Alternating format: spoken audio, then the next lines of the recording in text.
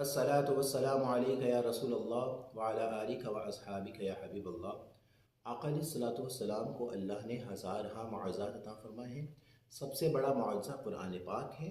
दूसरे नंबर पर मेराजुन नबी सल्लल्लाहु अलैहि वसल्लम है।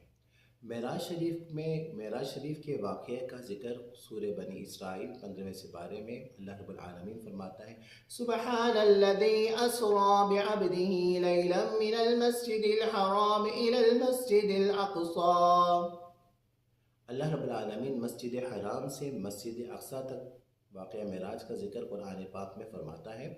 इसका मानना फ़र्ज़ है, इसका मुनकिर काफिर है। और बैतुल मुक़द्दस से जो आसमान की तरफ मेराज शरीफ का जो वाक़या है उसका मुनकिर जो है वो फासिक और गुमराह है। तो कुरान पाक सूरह बनी इसराइल में अल्लाह रब्बुल आलमीन जिस खूबसूरत अंदाज में ये वाक़या मेराज ज़िक्र फरमाता है, जब कोई एक आशिक़ रसूल सुनता है तो एक एक लफ्ज़ पर अपनी जान कुर्बान कर देता है और इतना महज़ूज़ होता है कि वाक़या मेराज को अल्लाह रब्बुल आलमीन किस अंदाज में पेश फरमा रहा है, बयान फरमा रहा है। और उस एक एक लफ्ज़ की जो हिकमतें हैं, उसमें जो रुमूज़ हैं, उसमें जो बरकतें हैं, उसमें जो चीज़ें हैं, उसको जब मुफस्सिरीन किराम बयान फरमाते हैं तो एक आशिक़ रसूल बड़ा महज़ूज़ होता है।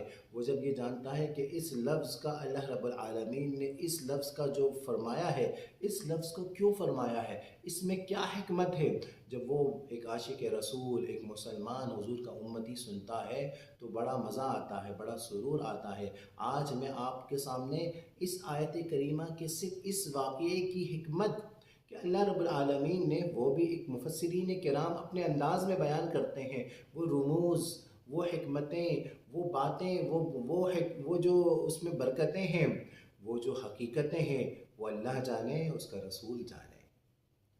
मुफस्सिरीन किराम फरमाते हैं अल्लाह रब्बुल आलमीन ने इस वाक़या का जो ज़िक्र शुरू फरमाया है वो लफ्ज़ सुबहान से फरमाया। सुबहानल्लज़ी, पाक है वो ज़ात, हर ऐब से पाक है। अल्लाह ने सुबहान किया। सुबहान जो है अल्लाह का नाम है। अल्लाह का नाम 99 सिफाती नाम है, एक ज़ाती नाम है। तो अल्लाह ने सुबहान लफ्ज़ जो है, अपना नाम क्यों अल्लाह रब्बुल आलमीन ने यहाँ पर बयान फरमाया। यहाँ पर वो रहमान भी है, रहीम भी है, मलिक भी है, कुद्दूस भी है, सलाम भी है, मोमिन भी है, मोहिमिन भी है, अज़ीज़ भी है, जब्बार भी है, मुतकब्बिर भी है, खालिक भी है, बारी भी है, मुसव्विर भी है। तो उसके बहुत सारे अस्माए मुबारका हैं, लेकिन अल्लाह ने यहाँ पर सुबहान लफ्ज़ क्यों फरमाया। यहाँ पे लफ्ज़ सुबहान से इस वाक़या मेराज का स्टार्ट क्यों फरमाया, इसमें क्या हिकमत है। मुफस्सिरीन किराम फरमाते हैं कि अल्लाह ने फरमाया पाक है वो ज़ात, पाक है वो ज़ात। वो इसलिए फरमाया, सुबहान इसलिए फरमाया कि अगर कोई वाक़या मेराज को सुनता है तो वो ये समझता है ये झूठ है, तो अल्लाह ने फरमा दिया कि सुबहान, पाक है वो ज़ात, वो झूठ से पाक है, वो हर ऐब से पाक है। जो बयान करने वाला है, जो मेराज की सैर कराने वाला है, वो हर झूठ से पाक है। इसीलिए अल्लाह ने दीगर अपने नाम नहीं लिए, बल्कि अपना वो नाम लिया सुबहान, पाक है वो ज़ात, जहाँ पर मुराद है कि ये झूठ नहीं है वाक़या, ये झूठ नहीं है वाक़या। झूठ ऐब होता है और मैं वाक़या बयान करने वाला सुबहान हूँ, हर ऐब से पाक हूँ। सुबहानल्लज़ी अस्रा, अल्लाह ने फरमाया पाक है वो ज़ात जिसने सैर कराई। बारी ताला परवरदिगार आलम, सैर तो रसूलुल्लाह सल्लल्लाहु अलैहि वसल्लम ने की। यहाँ पे अगर ये लफ्ज़ होता सिर, तो मैंने सैर की, हुज़ूर फरमाते हैं मैंने सैर की, तो यहाँ पर सिर तो नहीं फरमाया, अल्लाह ने फरमाया असरा, पाक है वो ज़ात जिसने सैर कराई। दीगर अम्बिया किराम के जब मौज़ात आए ना, तो वहाँ हज़रत ईसा अलैहिस्सलाम फरमाते हैं व उबरिउल अकमहा वल अबरसा व अहयिल मौता बिइज़्निल्लाह, अल्लाह के हुक्म से मैं जो है वो बीनाई देता हूँ, मैं मुर्दा ज़िंदा करता हूँ, मैं बर्स की बीमारी। यानी दीगर अम्बिया किराम को जब मौज़ात अता फरमाए तो उन्होंने अपना ज़िक्र किया कि अल्लाह के हुक्म से मैं करता हूँ। और जब حضرت یوسف علیہ السلام کے وہ جو معجزہ ہے جو انہوں نے اپنے والد محترم کے لیے، تو وہاں پر بھی حضرت یوسف علیہ السلام فرماتے ہیں کہ میرا جبہ لے جاؤ اور میرے ابا کی آنکھوں میں ڈالو۔ لیکن جب آقا علیہ السلام کی معجزے کا ذکر آیا تو اللہ نے فرمایا سبحان، پاک ہے وہ ذات۔ لفظ سبحان فرمایا یا باری تعالیٰ یہاں تو اپنے محبوب علیہ السلام کو معجزہ عطا فرمایا ہے، تو تعریف تو جس کا جو معجزہ جس کا ہے اس کی تعریف ہونی چاہیے۔ وہاں دیگر انبیاء کرام اپنی تعریف کر رہے ہیں کہ میں نے مردہ زندہ کیا، میں نے برس کی بیماری ٹھیک کی اللہ کے حکم سے، میں نے جو ہے وہ مادرزاد اندھے کو روشنی دی۔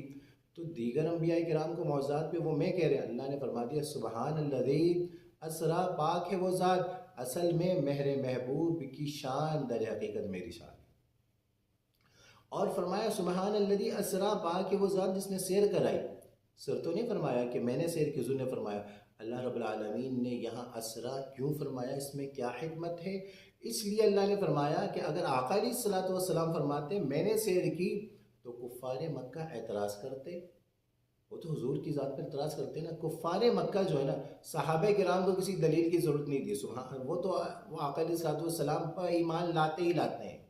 آقا علیہ السلام پر ایمان لاتے ہوئے اللہ پر بھی ایمان لاتے ہیں، آقا علیہ السلام کی ذات پر ایمان لاتے ہوئے آمنت باللہ و ملائکتہ و کتبہ و رسلہ، انہوں نے نہ اللہ کو دیکھا ہے، نہ ملائکوں کو دیکھا ہے، نہ رسولوں کو دیکھا ہے، نہ کتب کو دیکھا ہے، نہ فرشتوں کو دیکھا ہے، نہ جنت کو دیکھا ہے، نہ دوزخ کو دیکھا ہے۔ وہ آقا علیہ السلام کی ہر بات پر ایمان لاتے ہیں، ان کے لیے مسئلہ نہیں تھا۔ لیکن کفار مکہ اعتراض کرتے کہ آقا علیہ السلام آپ نے سیر کیسے کی؟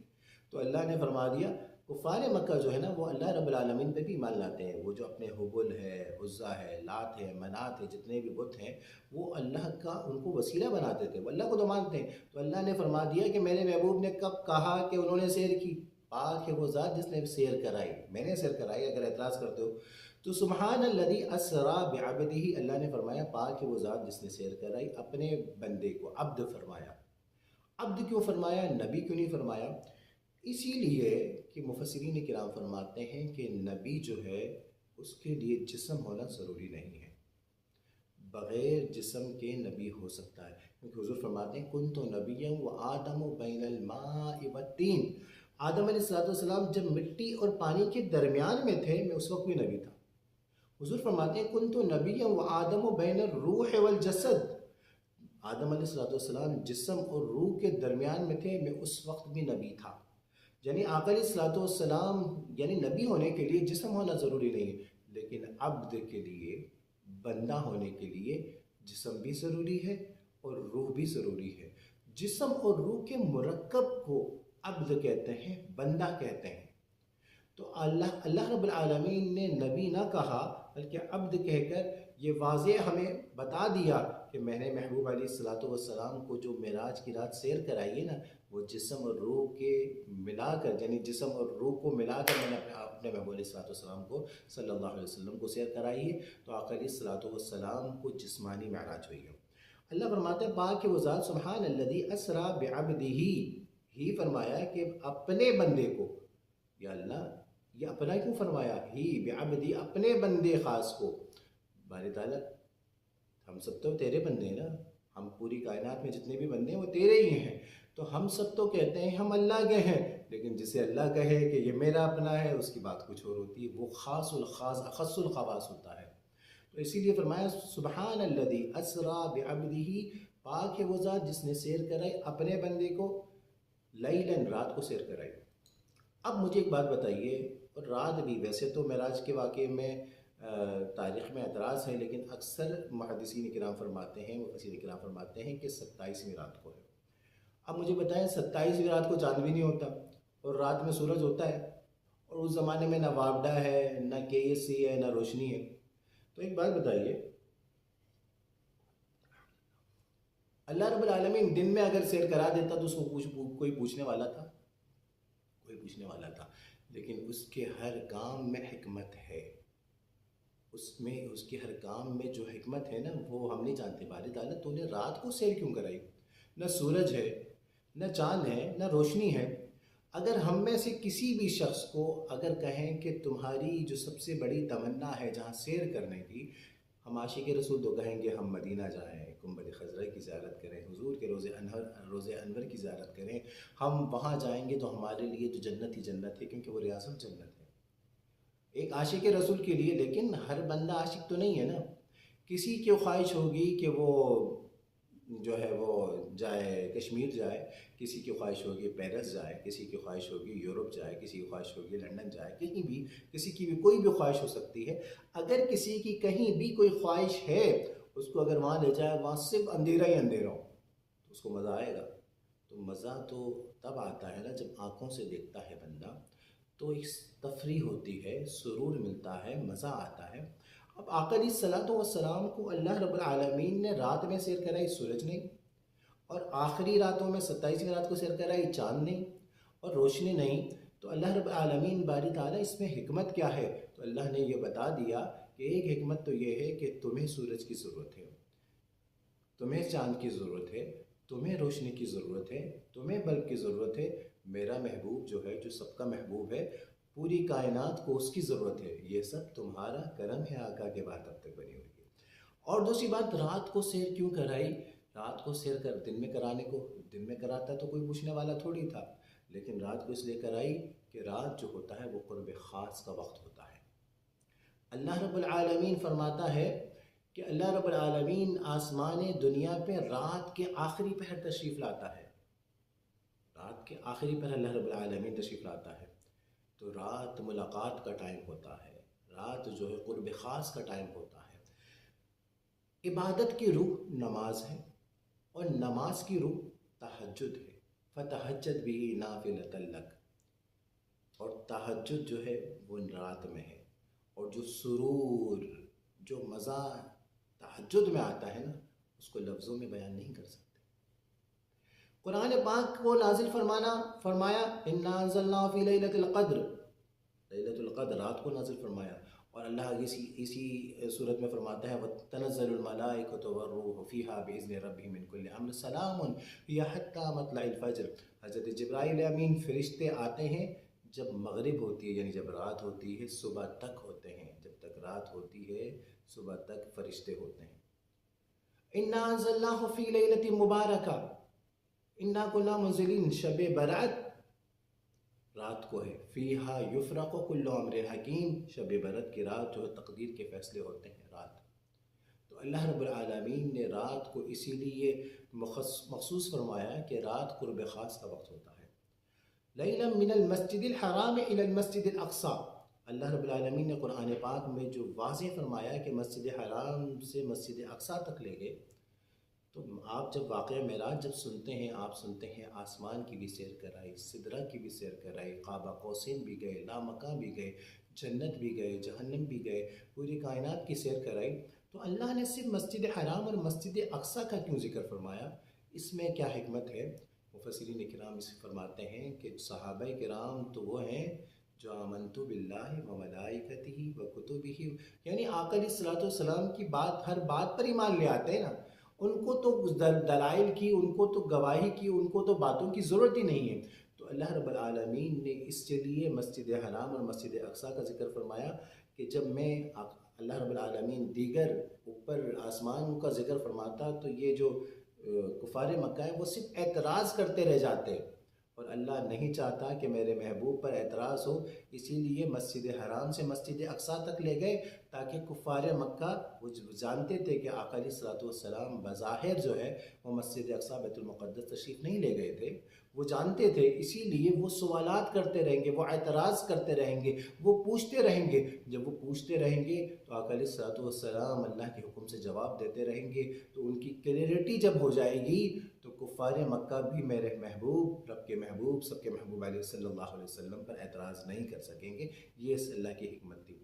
اللہ فرماتے ہیں من المسجد الحرام الى المسجد الاقصی الذي بارکنا حولہ، اس میں بڑی خوبصورت اللہ نے فرمایا، اللہ فرماتا ہے کہ اس کے ارد گرد ہم نے برکت نازل فرمائی، الذی بارکنا حولہ، ہم نے برکت ڈالی، برکت فرمایا کہاں پہ؟ اس کے ارد گرد۔